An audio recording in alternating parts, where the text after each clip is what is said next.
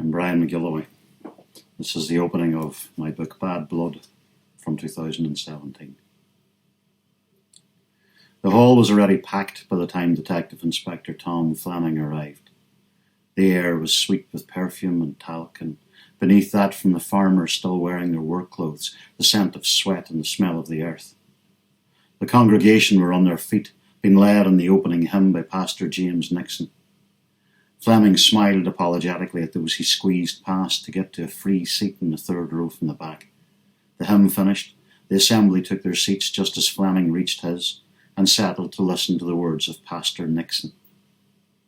My brothers and sisters, it is a great honour to be here with you this evening, and to see so many of you have taken the time to come and pray with me.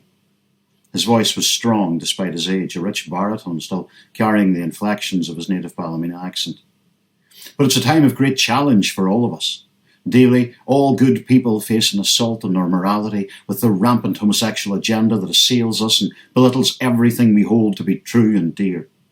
Men of conscience are tried for refusing to make a cake celebrating homosexuality or print leaflets and posters furthering that agenda. And on the other side of the border, the Irish Republic has voted to allow homosexuals to marry, as if two women playing house is no different to the consummated union of a man and a woman, as if it is not a perversion which shames us all. A few voices appended his comment with amen. Nixon raised his hands, acknowledging their support. There are those who would silence me, silence us. They tell us we must accept homosexuals in our town, our shops, allow homosexual bars and public houses to operate on our streets. We must allow sodomites to teach our children and to corrupt our young. We must stay silent while a new Gomorrah is built next to our homes and farms, our shops and schools. They say I am dangerous. They say I preach hatred. They say I should be silent. But I say this. I say that there is no danger in truth. I say that there is no hatred in goodness. I say that I will not be silent. Another chorus of amens greeted his proclamation, accompanied by a smattering of applause which began at the front and rippled its way through the hall.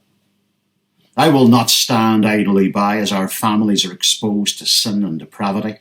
I will not countenance the laws of the land being used to protect profane persons, allowing them to indulge their lustful practices, forcing those of us with consciences to humour this lifestyle. It is an abomination. The people who practice it are abominations, and like those before them, they will end in fire and brimstone.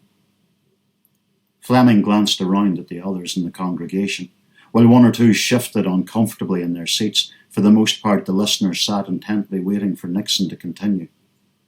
Friends, only last week I read of an African nation, a heathen nation, a godless nation, who arrested two men for homosexual acts. One of these men was 16. 16! And do you know what they did to the pair of them? They stoned them. They took them out of the town and they threw rocks at them until the pair of them were dead. And do you know what I thought? Shall I tell you?